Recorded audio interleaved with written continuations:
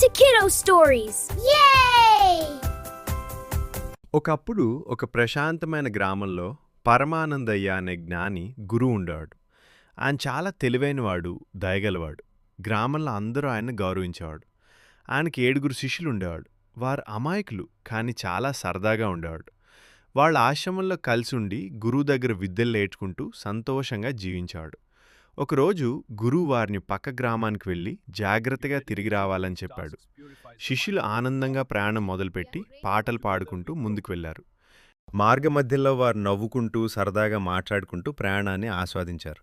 కొంతసేపటికి ఒక చిన్న నది వారి దారిలో కనిపించింది. వారు కొంచెం ఆలోచనలో పడ్డారు. అందరూ జాగ్రత్తగా ఒక్కొక్కరుగా నది దాటారు. నది దాటిన తర్వాత ఒక శిష్యుడు అందరిని లెక్కపెట్టడం మొదలుపెట్టాడు. కానీ తనను తాను మర్చిపోయాడు.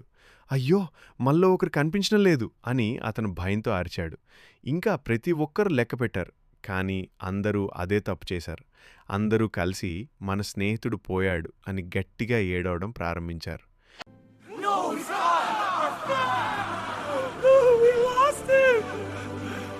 అప్పుడు ఒక తెలివైన ప్రయాణికుడు వచ్చి ఈ విషయం అర్థం చేసుకుని వాని లైన్లో నిలబెట్టాడు.